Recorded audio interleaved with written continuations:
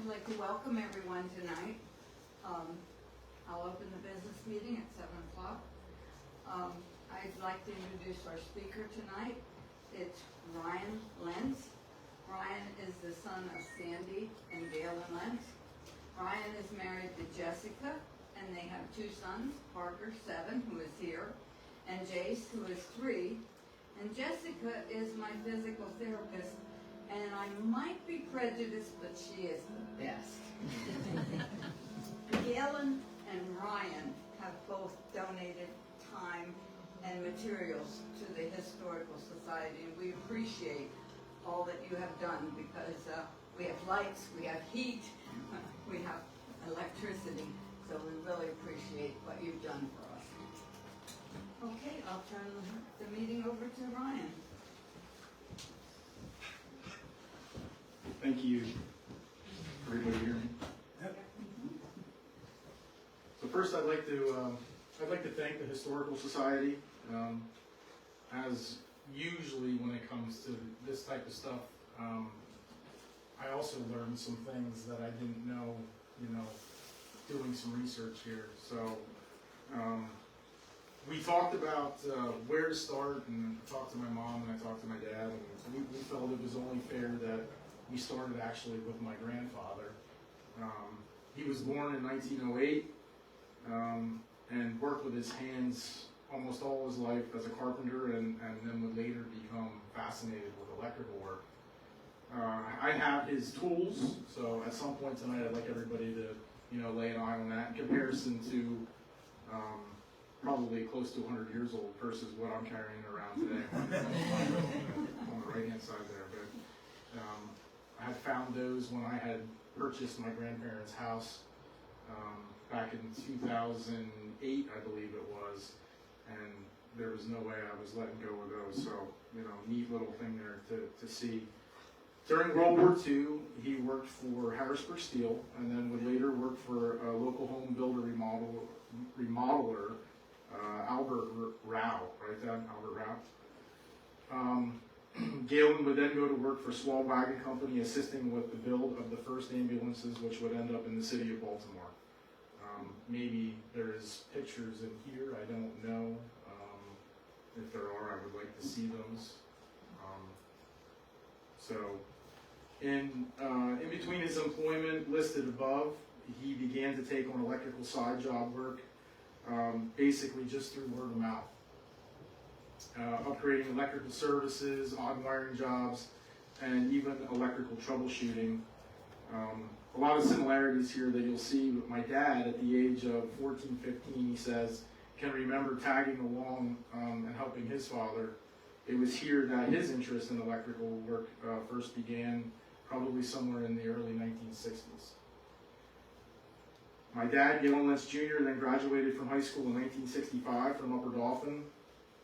After graduation, he went to work also for Swall Wagon Company, assisting in the wiring of vehicles in production until January of 1966.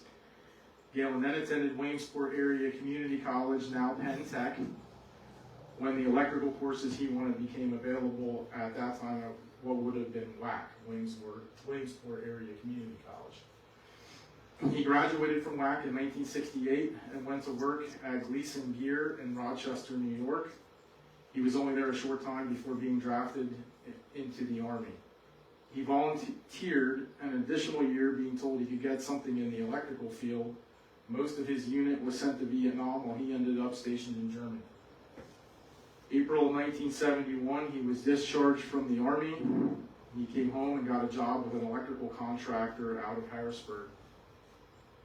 A year later, a local contractor offered him a job as an electrician. Tired of the commute, he took the local position, but quickly learned the job entailed very little electrical work and was mostly carpentry. Working the new job, helping install a roof, he suffered a back injury that would lead to surgery. It was now October of 1972. He was married and had a 3-year-old baby girl. 3 months. My sister is sitting back there. And was wondering how he was going to be off work for 6 weeks. It was during these 6 weeks of recovery that he started thinking about going into business for himself. And so the dream of GL Lentz Electric was born. With a little reluctance, my mother finally agreed. Her car was sold for an old panel truck, and with little more than a few hand tools, GL Lentz Electric was started in December of 1972. An advantage at that time was a lot of spec houses were being built by local contractors, my mom recalls. Galen connected with a local contractor, Donald Chubb, which significantly helped to start. My mom says she remembers sitting by the phone saying, "Please ring." Galen Sr. was retired and helped him on the job sites when he could. My mother remembers Galen and his father building a desk to use for the clerical work, and his father buying an adding machine after watching my dad try to add long columns for billing and estimating. As work increased, my mother said she became involved with the accounting and daily office work, which she continues with me today. So that's sort of, I had to dig into their brains to get a lot of that information. And then I have a timeline here that I'm going to try to go through from 72 all the way to the present. But just like my father started off with his dad, it would have been the same way with me, which you'll see when we get rolling here. So 1972, the business begins. 1975, we added HVAC. So, and I can remember Dad often joking that if we wouldn't have added HVAC, we would have started a long time ago. So. Put the whole thing up on your head. There you go. Now I see. There. Will that work better? Okay. Is that better? I think so. Okay. So, 1975, we add the HVAC. 1982, we added, or I should say my father added, an employee by the name of Roy Good. All of you who know that we've done work for you, all shaking your head yes, you all know who Roy is. So he's been with us as long as I'm alive. So he started in 1982. The next significant timeline that I have, we can go through, there were some large jobs in there. I can remember Mopac was a large job that they had picked up in the late 80s, early 90s, and I remember even doing some work there when I was younger. But I started probably working for the business right around the time I was 12 or 13, which would have been right around 1994, 1995, working part-time summers and winter breaks. 2000, I graduated from high school and attended Bloomsburg University, knowing, as I joke all the time, that this was not what I wanted to do. I had a math major degree that I was going to pursue, and I still love math, but as the classes got a little bit harder and a little bit harder, I knew I didn't want to teach, and then I had a professor that kind of changed my whole path, and I fell in love with the major business economics. So I started looking at more of the business side of math and the economical side, and still though didn't think that this was where I would end up. Took a bunch of small odd jobs that, if you go back and listen to how my grandfather started out, very similar. One of the ones that I had was I worked in a kitchen for a few years at a restaurant called Town Perk in Bloomsburg. So picked up a lot of different skills there, not necessarily what I'm doing now, but learned a lot there. And then the boss I liked there got fired, and I was forced to take another job, and it ended up, one of the opportunities that I had was to go to Home Depot. And it was a perfect fit for me. This would have been in 2005 because of my background. When I went into, I remember meeting with the HR lady, and when I went in, she absolutely loved me. And I had a good background, and I was very, very familiar with the services and the electrical side, but I did not know anything about product. So it was a win-win for me because I was forced to see what other products there were available to do installs. I knew what we were familiar with using, but there was a whole other world out there of electrical products that I wasn't even familiar with. So that kind of now started to point me back to the business a little bit. I have down here, this job was instrumental in helping drive me back to the electrical business, introduced me to the product side of electrical and what was available. And at that point, I was just going out and doing what I was told. I didn't really understand or know, like I said, the product. In that same year, 2005, my dad suffered a mini stroke, and now he wasn't allowed to do anything. And I ended up driving back from school and helping assist with the business operations. And then in 2005, I actually had a really difficult decision to make. It was, do I come back and do I take over the business, start working for my dad, or I was actually offered a pretty good job at that time with Home Depot. I would have had to go to Danville, but they had actually offered me a department head position. So I kind of struggled with that, but at the end of the day, I knew I made the right decision when I said that I was coming back here. 2011, my dad officially retired. I took over the business. We incorporate and we changed the name from GL Lentz Electric just to Lentz Electric. So that was in 2011. When I was making this timeline, I had to make my wife laugh. I said in 2011, I bought my first pickup truck, and in doing so, secured the love of my life, my wife Jessica, because she always jokes that when I went from driving a Chevy Cavalier to a Ford F-150, my stock went up tenfold. So. 2013, my nephew, Caleb Oakes, comes on part-time, starts working for us, and that seemed to work out pretty good for him because he currently is an electrical engineer. So he worked summers, Christmas breaks, just like I had done when I first started. As the business grows, we continue buying vehicles, buy a new van in 2014, new van in 2019, another pickup truck in 2020. And it's been just recently, 21 honestly, to the present, that we've really started to realize that there is room for continued growth. I mean, I think the potential was always there, but we take on some part-time employees. I've been lucky. I've hand-selected some really good young kids. Cade Motter being one, if anybody knows the Motters, and Caleb Mockimer, who now works for me full-time. So we started hand-selecting some part-timers. Caleb joined the team in 2023.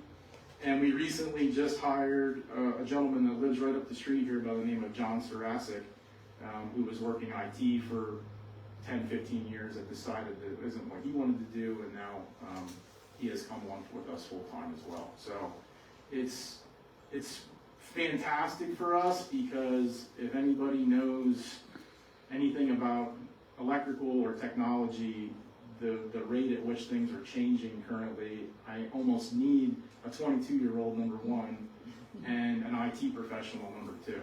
I mean, they're two really good guys to have in my back pocket, along with Roy, who's been with us, like I said, for almost 42 years. So that's sort of the timeline. Obviously, a lot of things have maybe occurred in between there, but I tried to come up with, you know, the large ones. One of the things that I could probably stand up here and talk about for the rest of the night is how much things have changed, and we talked about this from the time my dad started the business in the 1970s to the present, not only on the heating side of things, but also on the electrical side of things. So first we're going to try to go through just the heating side of things a little bit. 1960s, 1970s, when he first started the business, electric baseboard heat. That was the way to heat your house. Of course, what do we know about that time period? Electricity was cheap, you know. So, but that would have been the preferred method. And I had a joke. I had to put an asterisk here. Still to the present, I just did an electric heat job last Thursday, believe it or not. So it's still out there. There are still people requesting it. Very few and far in between, but it is still available. Believe it or not, the first heat pumps go all the way back to probably the late 60s, but we started installing them in the 1970s. Efficiency wasn't very good once the colder weather, there was what they call a balance point. If anybody in here owns a heat pump, you're aware that when the temperature falls to a certain point, the unit becomes a little bit less efficient at actually providing heat, which would have been significantly worse back in the 70s. The balance point probably would have been in the 40s, maybe even the high 40s. I'm guessing, Dad, you remember what the SEER rating was back then? Probably 6 to 8, I'm guessing, which stands for Seasonal Energy Efficiency Rating, which is basically just a fancy acronym for how the government rates the efficiency of the equipment. Now we are into the mid-20s. So just in that, in that time period, we've jumped almost 20 SEER in the efficiency of heat pumps. And then I can remember being very young. I can still remember some jobs going on, but thermarray electric heating became popular then in the mid to late 80s. And if anybody is familiar with that, then it was basically electric heat, but it was installed in the ceiling. They would plaster or drywall right out over the top of it. And it sucked. So, and what did it do? What was the number one complaint about thermarray? It did not heat the air. It heated things, and if your feet were under the table, they were cold. Yeah, and the biggest complaint too that I can remember, and especially seeing it to this day, is what did it do to the ceiling? A lot of times it would crack the ceiling because obviously the heat coming down out of the plaster or drywall, and then the ceiling would crack. Well, they used sandplaster. That didn't crack. Okay. That's what they used in my house. Okay. Well, I've seen, in some places it, and I don't know from expansion and contraction maybe, but that was one of the complaints. Then I can remember, and we were replacing these probably in the mid-90s, so I would have been involved in replacement, obviously wouldn't have been involved in the installation. But then the electric company went to something called on-peak, off-peak, where you were getting a different electric rate from 5 to 6 in the morning, and then you would use that lower rate to basically heat some type of large hot water source. Typically, it was just a big electric hot water heater, really, is what it was. The tanks averaged in size from 150 gallons all the way up to 400 gallons. So it was just a humongous hot water heater that you were paying less money to heat overnight, and then during the day dissipate that heat through a circulator and then a coil or ceramic units. Okay, they're coming up next. Okay. Okay. So They were worse than the thermal. So the heat pumps with hydrokinetic storage were typically done. Your hydrokinetic system was basically your backup. That was to supplement the electric auxiliary. So instead of you having an electric auxiliary, you basically had a water coil that circulated water through it, and as the fan blew up across it, then it delivered the heat into your house. Ceramic storage heat came on in the late 80s, early 90s. Same principle, but instead of heating water, now you're basically just heating up ceramic bricks. My son still has that in his house. There's a couple of our customers actually that still have But them. he has to have another source. So, yeah. So, there was real thin wires that ran between bricks stacked, and they were crazy heavy. I remember a couple of times of us taking them out, and we almost had to basically tear them apart and take the bricks out, brick by brick, and wheelbarrow them out of the house just to be able to carry the storage heaters out of there. But it was the same principle. The storage, it heated up overnight, and then the bricks stayed hot during the day, and then there was a fan that came on with a thermostat and then blew the air out into the space. So I remember we had those for a while, and then there was one in every room. So that's just how it worked. Early 90s, all the way through mid 2000s is when I want to say that geothermal heat pumps took off. I know Dad was doing those back even in the late 70s, probably early 80s, with some maybe at that time more high-end customers, but it really started to take off, I want to say, in the early 90s and mid 2000s. It's funny, there's been a shift, and I'll explain why here in a second. air-to-air heat pump efficiency continues to grow. That would be mid to late 90s, and that's all the way through the present as well, like I said. So we're still doing quite a bit of air-to-airs. And then in somewhere around the early 2000s, we started to do mostly new construction, what's called zoning. So if you had a 2-story house, you could now have a thermostat that would control your first floor and a thermostat that would control your second floor and or a master bedroom and or a basement.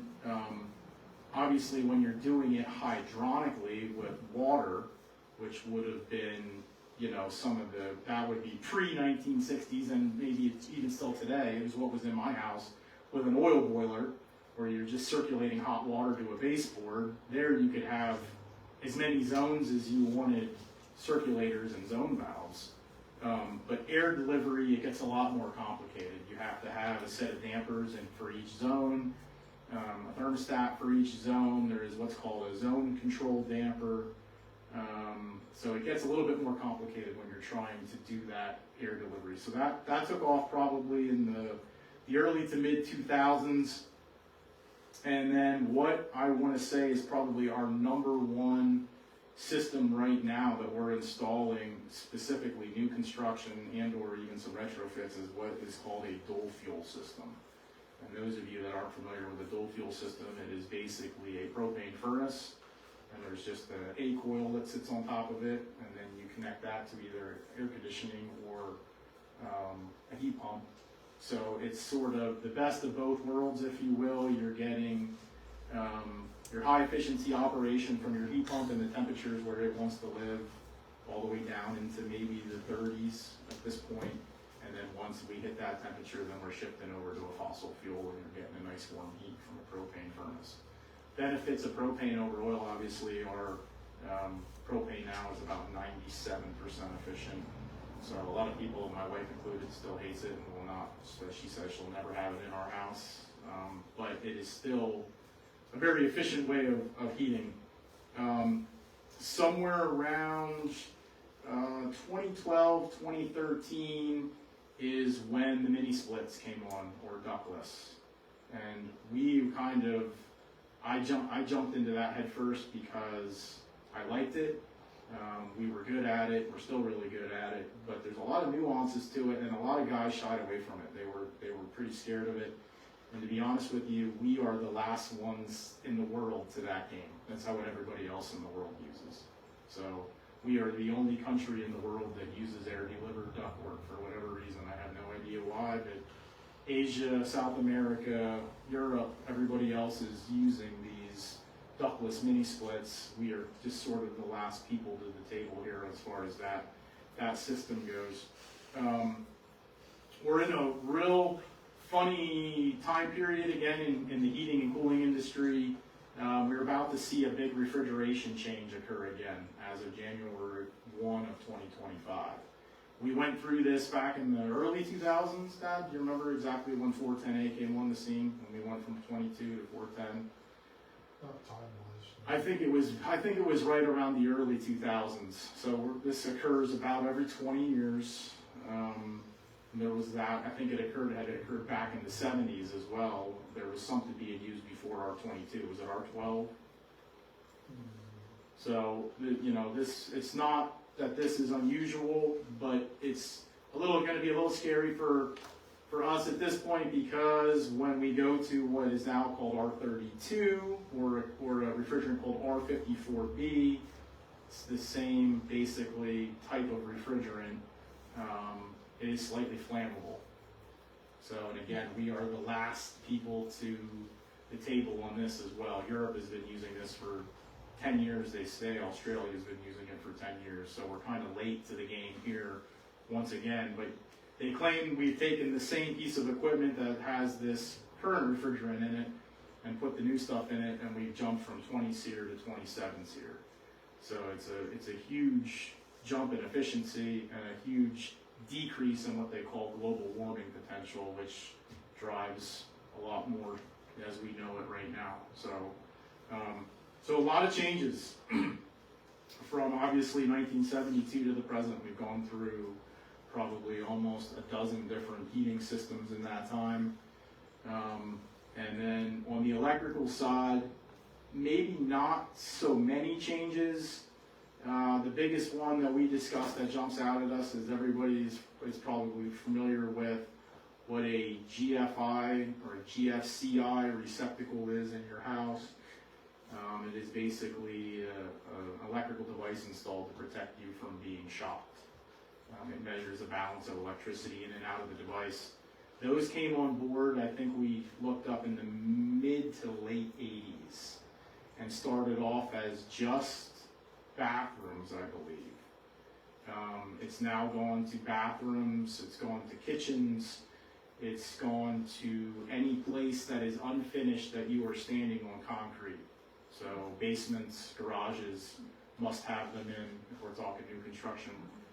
And the other big change that I can remember would have occurred in the early 90s when they started color coding wire based on the size of the wire. Up to that point, all wire was white.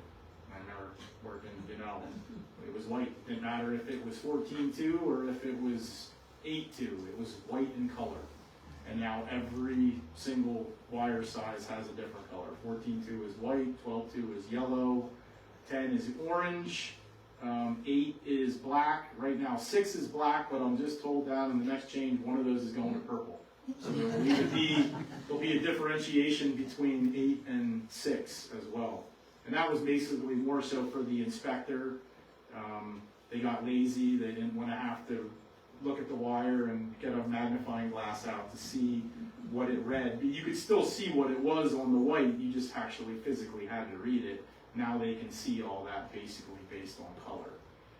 So that would have occurred in the early 90s, I believe, when they went to the color coding. The big thing now that we're seeing new construction is the introduction of what they call arc fault circuit breakers. Basically is fire prevention. So now in the house, if it is not ground fault protected, it must be arc fault protected. And there is also probably a half a dozen circuits that have to be dual protected.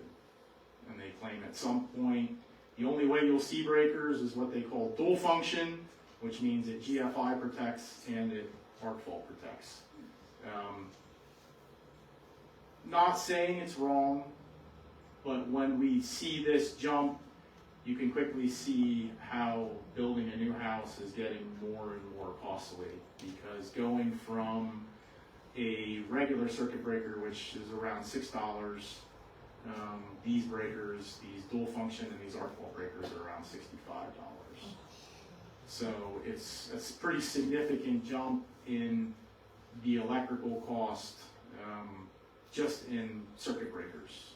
So it's actually nothing. A large house right now, you can have $3,000–4,000 just in circuit breakers in your panel on a new build.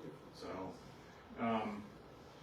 the next code jump is we're going to see some even more crazy things, some things that maybe I'm not so excited about, but I guess as we move forward, it is what it is. But they now are claiming that occupancy sensor switches are going to become mandatory, which basically means when you enter a room, the lights are coming on automatically, and if you want to shut them off, you can shut them off, but you're still going to have to use occupancy sensor switches. I maybe can see bathrooms, maybe closets. Certainly I will be fighting with the inspector in bedrooms as much as I toss and turn in the middle of the night. So I can't see how that's going to become a thing, but that's coming here in the next code. So lots of changes. Very blessed. 2 great parents, great teacher in my dad. One of those things that when he was getting me up out of bed at 12, 13 years old, that I didn't think was going to help me at any point in my life, and now I realize those were probably the things that helped me the most. So, and that's what I'm trying to do with this little guy over here. He helped me rake leaves last week, didn't you, buddy? So I'm trying to pass that on. So I tried to come up with some pictures.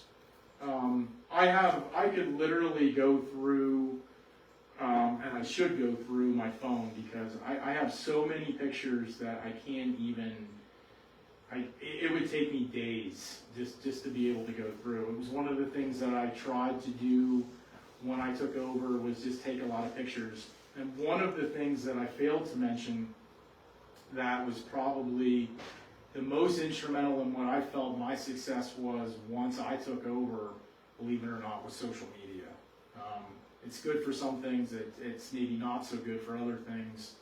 But I want to say probably when I started posting pictures, our business probably went up 30%, because I can reach so many more people. Matter of fact, there's been a couple posts that I've boosted, some housing, the wedding venue that we had a large part in down in Millersburg. I had people wanting me to go to Allentown. I had people wanting me to go to Reading. And of course that just wasn't possible, but it was kind of amazing, you know, when you see the information that spits back to you as far as how many people you can reach just through an advertisement like that on Facebook is quite amazing.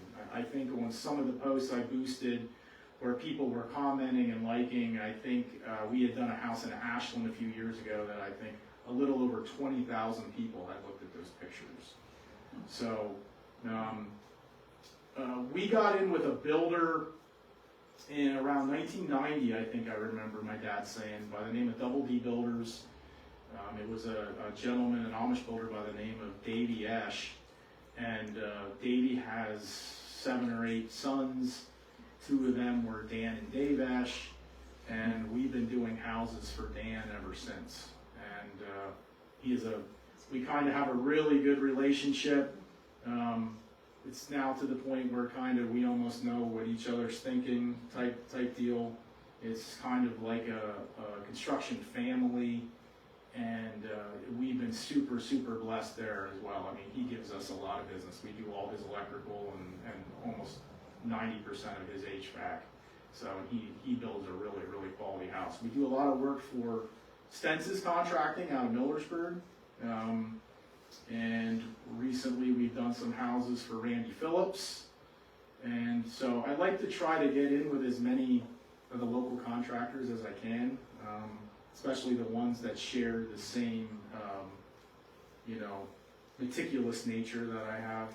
So, and then things kind of seem to work out. So this was a large electrical service that we did at an apartment complex that was just remodeled by young Davey Ash. He has Town and Country Homes in Millersburg. They took a large, very historical place, I was told, in Millersburg on Pine Street and turned it into a 4-unit apartment. So this was kind of a pretty big project that we had taken on last spring. And I am going to say that I'm not crazy tech savvy. I'm guessing the rest of them are in here, right? Like, how do we go to the next? You show me how. Towards the bottom right. Over to the bottom. This one? Keep going, no, up on the next floor. There's your little arrows left and right. Down. Right below that. No. This Down, one? down. The bar. To the right. There. Coming over. This one right here. Right there, yep. Okay. There's the same picture, but unfortunately, for whatever reason, that one showed up sideways. So Hold on. Hold on. There we go. So this was a mini split install, a large mini split install in what is the old Mountain Ridge Metals. So MI Metals, which is now Mountain Ridge Metals.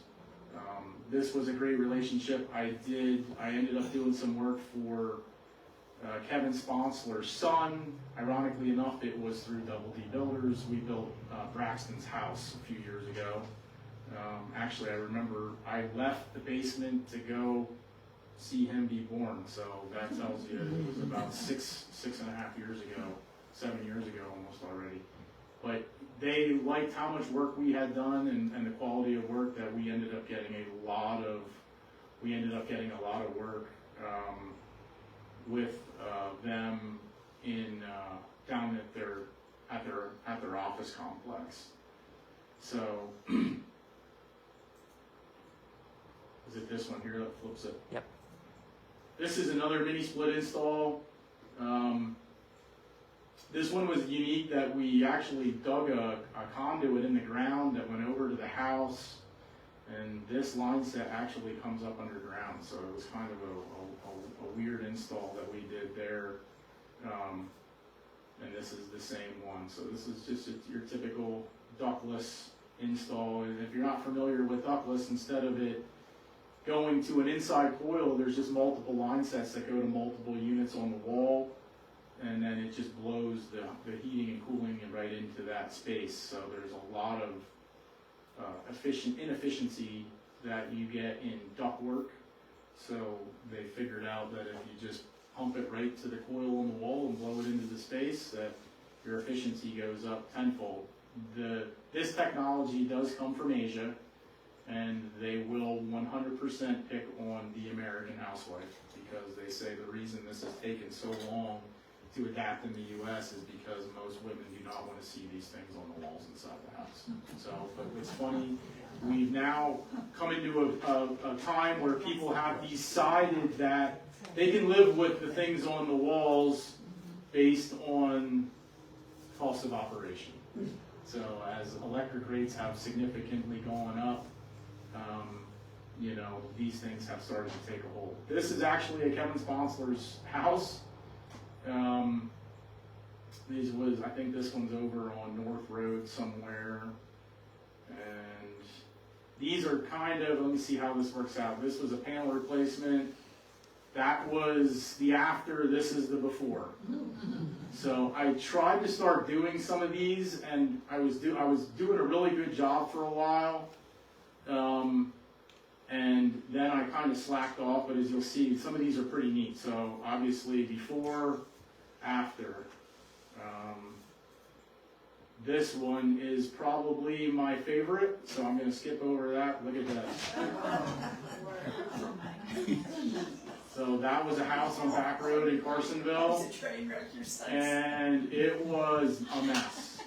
There was all kinds of problems going on in the house, as you can see. So it went from that to this.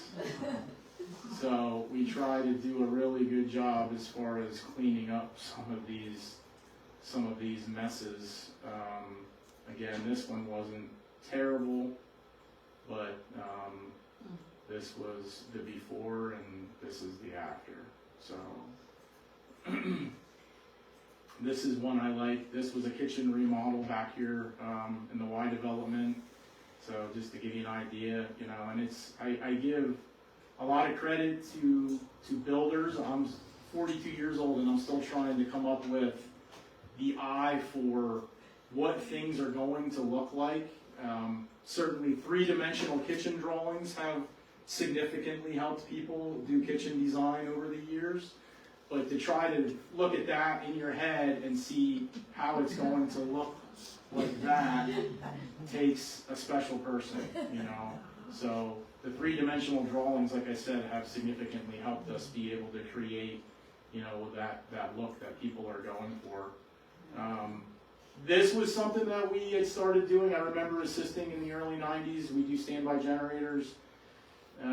We may have at that time done one a year.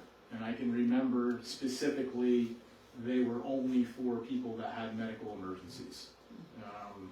If you were on a breathing machine or oxygen, or you were bed fast, and it was a life or death situation that if the power went out you were not going to survive, those were the types of installs that we were doing when it came to these standby generators. Right now, we are probably doing, and this is no exaggeration, we are probably doing 3 a month. So I don't know if that's people's lack of faith in our government, if it's people's lack of faith in our electrical grid, or people just wanting to be prepared. It is an investment. It's a large investment. I mean, these things are not cheap. They're not cheap to install. But we have really significantly jumped on doing way more of these. So this was, I wish I should have taken the picture of what the house looks like. If you have access to Facebook and you can see our business page, you can get lots of great pictures. I take a ton of pictures. This was the largest house we have ever done. There is a little over 100 circuits in this house. It was 5,000 square feet, and we finished it from the second floor all the way to the basement. So, just massive. I mean, obviously there's probably larger homes out there, but the people spared no expense when it came to the electrical design. There was nothing, no stone left unturned. I think there's 13 outside outlets around the outside of the house, and the general lighting that we use now is not recessed lighting, but what they call wafers. And I think in this particular house there was over 90 some wafer lights from the second floor through the basement. So electrical, this has a generator, this is the transfer switch, and then we also did the heating in the first and second floor. It actually required two separate heating systems for the house. But a lot of credit to my guys here on this. I had shoulder surgery in July. I went through what I wanted them to try to do, what the design was, how I wanted things done. I mean, I had a hand in the finish work here, but they created this while I was off for probably a good 2 months. I came back and I was working one-armed on this for a while, but this was sort of our baby all the way from July through just about 2 weeks ago. So it was a lot. It was a very, very involved project. This was also a double D builder's house here. This was the house, if you're familiar, driving up 209, right before the Wings Valley High School, there's kind of a barn house that sits down in the swamp there on the left-hand side. That's where this electrical service comes from. This was also a pretty interesting house in that the only way they could get the insurance to agree to them building the property there was to not put a basement in it. So it is a slab on grade, and when, if you're familiar with any type of mechanical, slab on grade houses are very, very difficult because your plumbing's got to go somewhere, your electric's got to go somewhere, your heating's got to go somewhere. And in Pennsylvania, we hide all that where? We hide it in the basement. Other places in the country, Texas, Florida, Louisiana, they don't have that luxury, even California. It goes in the ceiling or in a closet or even outside somewhere. So this was the first time I had ever done a house this size, and we had to do everything slab on grade. So this was a little bit challenging here as well. And I don't know how these got juxtaposed, but this goes back to Kevin Sponsler's sunroom, and something that we actually can provide because of that relationship, but they didn't want to see the white indoor unit on the wall. So this got painted professionally at the paint shop at Mountain Ridge Metals.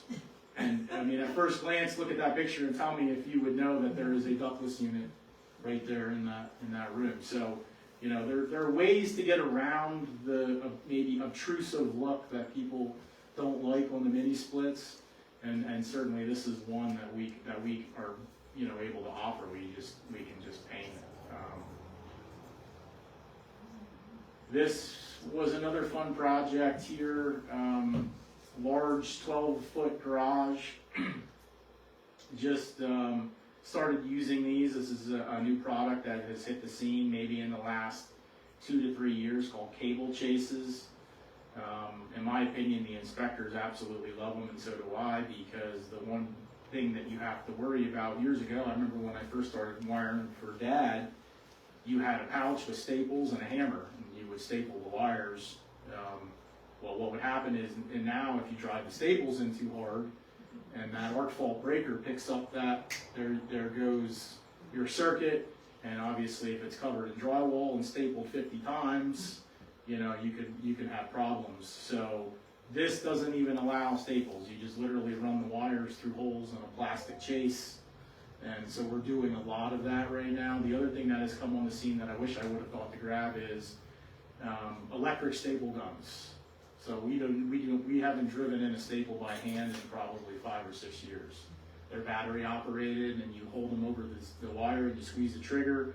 And based on the plunger hitting the wire, it knows how hard to drive the staple in. And the other benefit of them is that the staples then come insulated, which they claim in the next code is also going to become mandatory. So a lot of these manufacturers are trying to stay ahead of the game with some of these tools and these neat new wiring methods. But this is a big one lately.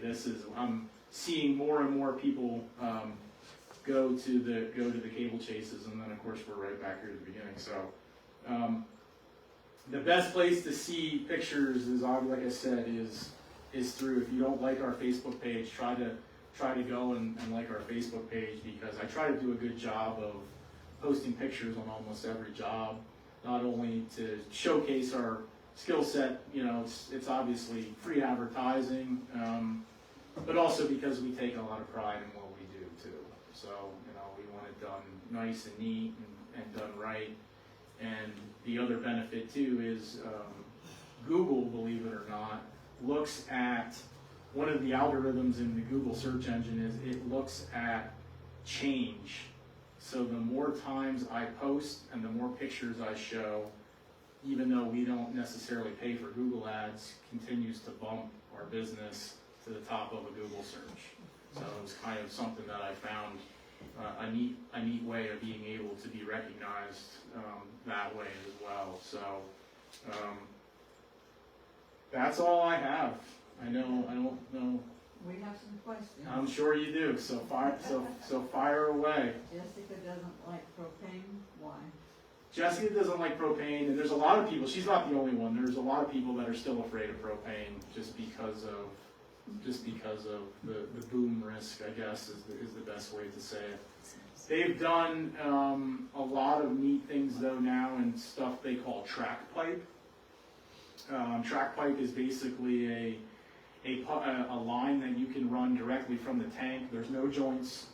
It would be basically just like running PEX tubing almost for plumbing, but it is safe for propane. So your only connections really that are occurring are either at the furnace or at the tank themselves.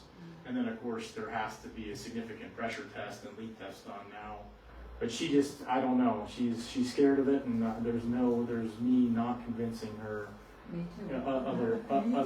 Otherwise. My husband was a plumber, and he wouldn't work on anything propane or gas. Okay. He said never. Yeah. So and It was it's just an idea in everybody's. right. And the ones that we do, again, we have sniffers, we have leak detection agents now that obviously weren't available, even 10 years ago. But there is a significant, like the new house that I showed, that setup, there's probably 8 or 9 gas lines coming into a big manifold, and then it goes out to the boiler, it goes to the hot water heating, it goes to a fireplace, it goes to the generator. So there's a lot of stuff that the house is using now. Specifically, fireplaces is the big one that everybody wants, along with the furnaces. One of the things that we now have to do in a new house, if there is what they call a propane manifold, is we actually have to run a ground wire from that manifold to the electrical panel. And that is to take any source of ignition, any static electricity, anything that could possibly ignite if there were to be a small leak there, and take that and ground it out. So they've come up with creative ways and ways to try to make it as safe as possible. But there still are people that that just don't want it in their house. We wake up every so often and you hear about a house that exploded. Yeah. Now a lot of times those two are more in a natural gas setting. So there is a pretty significant difference between natural gas and propane, especially when it's being piped into your house with that amount of volume coming from the street. So there is a little bit of significant difference there too. I have propane, 24 years, I have a 3,500 square foot house, and I love it. I have 18-foot ceiling Yep. in the family room, and my house is so warm. Yep. Yes. I And that's love it. And that's where, this transition from geo, so I want to say 2008, 2009, 2010, I can remember I think 2008 was our best year, and I think actually that year was the same year we put in Dom's actually. At that time, the government was giving a 30% tax credit, and the cost of the equipment wasn't as high as it is now. The cost of drilling the wells wasn't as high as it is now. So you had a pretty significant incentive to go that way. I love them. I have nothing against Geo. It is just a completely different type of heat. So if you're used to a fossil fuel and you go to a heat pump, I can guarantee you, you are going to be you're going to be unhappy. It is a completely different type of heat, and we get it all the time. We do. If people have fossil and grew up with fossil fuel, oil, propane, and they tell me they want to go to a heat pump, I'm usually like, I'm not trying to ruin a sale here, but you are never going to be happy. It's just the way it is. How are you guys doing? I guess I should talk to you because you went from a fossil fuel to a heat pump, and Yeah, we heated with a wood furnace outside our home, and it was hot water. yeah. Yeah. We're She's still, cold. We're still working on it. Yeah. So, and that's the, when you're going from something, when we're installing a propane furnace and you put the temperature probe in the ductwork and the air temperature coming out of that's 120 to 130 degrees versus a heat pump where it's putting out 96 to 105, it is definitely a much duller heat to get used to. So there's a little bit of a learning curve there as a homeowner if that's what you've been and that's what you're going to. You do adjust though. And then you adjust, and then there's people that that have been heat pump owners their whole life that don't know any better too. So it's sort of just what you get used to, and dollars and cents sometimes convinces people too to feel a certain way. Obviously, oil has just gone to the moon, and not that electric rates. Propane is considerably less than oil. Yeah, and then you're burning it 96 to 97% too. So yeah. So no one puts electric heat in anymore? Very few. We have 12 rooms, but we have 12 thermostats. Yep.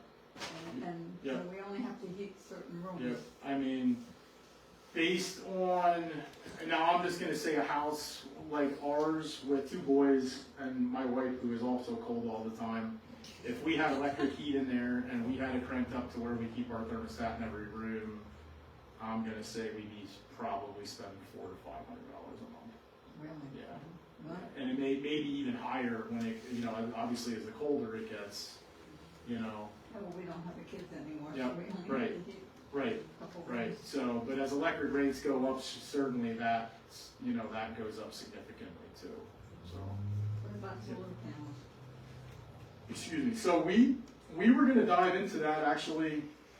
I didn't even put that on here because it ended up being something that I really didn't pursue. But I was offered a program through Harrisburg Area Community College in 2008 that I took and had 60 credits, I believe. It was quite a bit. I was only working half a day and going to college the second half.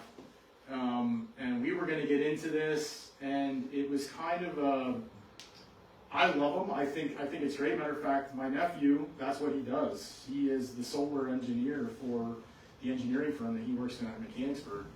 I think if you have a southern exposure and you have a good roof line, I think it is a very, very good investment. But not everybody has that. And we were going to get into the installs, and I really quickly learned that I did not want to be the jack of all trades, the master of none, and decided that we would, and even if we wanted to do it now, I would have to have a crew, and we would be traveling to Maryland, Delaware, New Jersey, New York, Massachusetts. There just isn't enough business locally. At least there wasn't at that time. There may be now. I know if anybody knows Elmer Eversole from Universal Solar over on Route 25. He runs a very good business, but I know he travels quite a bit too. So, but there is no doubt it is a good investment in my opinion. You can make, I think when I first started going to class, there were 200 watts a panel, and I think the last time I talked to Caleb, now they're up to over 500. Yeah, 500 watts a panel. So when you start linking them together, it's just like a big battery system on your roof. So yeah, you can significantly reduce if it's engineered properly and it's in good functioning order. It would definitely be a good investment. So not everybody has that good southern exposure though, and people say, well, I won't want them on my roof. Well, you're going to very quickly learn if you ever decide to go that route that is exactly the place you want them, because they are considered an impermeable surface, and if you put them on the ground, now you have to have water runoff management studies done, you have to have DCNR involved, you have to have the Department of Natural Resources plus the state involved, and very quickly you find out that it's much better to have them on your roof than it is to actually do what they call a ground mount PV array. So, but yeah, it's good investment. I'm living on the north side of Barry's Mountain. It's not a very good solar operation. So, yeah. Any other questions? Yeah. Yeah, Ryan, Lentz Electric did 3 different jobs for us, and I just want a couple comments. Replaced the service panel because we had Federal Pacific circuit breaker. They're known as house burners. So look in your circuit breaker box in the basement. If you see Federal Pacific, you want to call Lentz Electric. Yep. So that was done, and Ryan also put a standby generator in for us. Great, it works. All the work they did for us was done right and well and reasonably. The other thing I want to mention, we have a camper on the river, Susquehanna River, and we had a pavilion built, and Ryan did the electrical work. And this, anybody that comes there and knows something about electric, I see them looking at the ceiling. They're sitting in the pavilion at a picnic table, and they say, boy, this is done really well. And because Ryan ran, I never thought of this, all the electric, like inside a beam up high, like if the roof rafter set on that beam there, the wires were in there, and he also put ironclad, Metal clad. Yep. because there's a gazillion squirrels there, and sooner or later they would chew them, and all the receptacles are up high, like about as far as you can reach. So I don't have to, and this pavilion's only 50 feet, 75 feet away from the river, so I don't have to worry about high water, because I don't think it's going to get up that. If it's up that high, we're in trouble. But anyway, Ryan did all that, and it was done well, and we were satisfied. So. Yeah, thanks you. Yeah, those should have been some of the pictures. Like I said, I have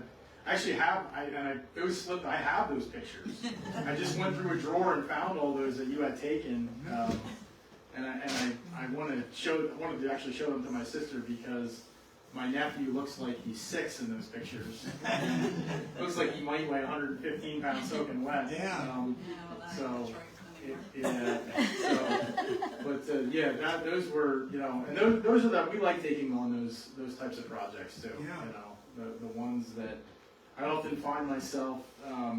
There's a lot of mini split installations, and again, mini splits are not very difficult to install. They're not, as far as the base installation, but it's like anything else.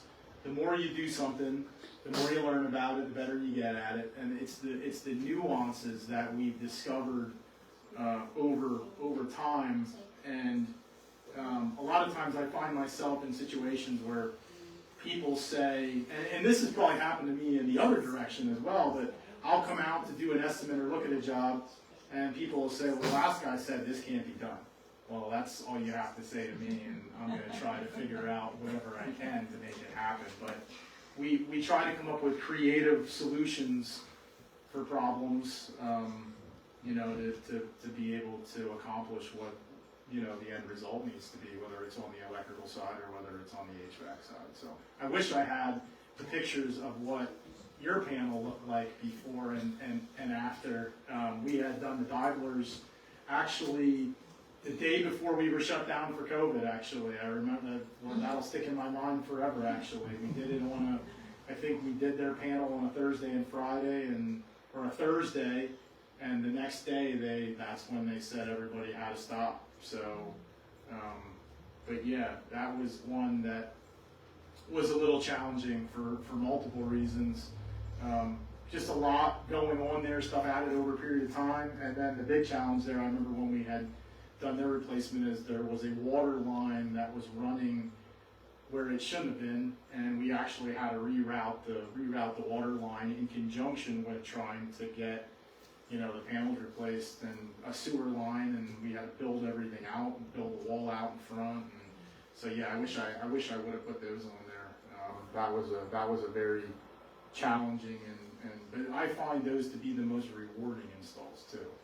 You know, those are the ones that we look back, and we talk about this all the time. For me, I love new construction. I love starting with the blank canvas. But it's, for me, it's seeing it at the beginning and then seeing the end result at the end. You know, that's kind of what makes me click, and that's on anything. There was a time that probably right when I first started full-time working for Dad that we were going from house to house in Likens, Williamstown, Wiccanisco doing rewires. And I can remember working for a 40-hour week and feeling so down, because there's nothing more frustrating than when you're putting that amount of time into something and you're seeing nothing come out of it. And because it was just, we would have to tear carpet up, we would have to cut the floorboards up on the second floor in order to be able to drill holes to get to the wiring on the first floor ceiling. There was a lot of work to get to where we needed to be. We could work for an 8-hour day and rewire a receptacle or a light. And, you know, just saying that is what I have to reverberate now to people, to be like, this isn't doable anymore. I mean, 24 years ago, we could be there for a month, and the labor at that time wasn't what it costs us today, unfortunately. You know, today now, we haven't done a rewire in almost 20 years, because you just can't. If I told somebody that I'm going to be there for 30 days straight and give them just my labor rate for 2 guys to be there for 30 days, they about pass out. And it's just the times. We talked about it today. When I first took over the business in 2011, I'd say our average ticket on a small service call, somebody called me up, don't have a light working, don't have a receptacle working, would have been somewhere between $110, maybe $150. Right now, the average ticket on us going out and doing something, and if we're there for 4 or 5 hours, is between $300 and $500. And it's just, it kind of upsets me a little bit, but at the same time, you know, it's just what our profession, and plumbers is going to get worse, and HVAC is going to get worse. There's just very little people that want to do it. And what, you know, I feel is fair to pay our guys, and they probably should be making more, honestly, especially us up crawling under the trailer that we did last Thursday to do that electric heat job. But it's just kind of a testament to the times that even from 2011 to 2024, you know, how much you can see just inflation has crept up, you know, just in this small town area. It's pretty amazing. So, any other questions?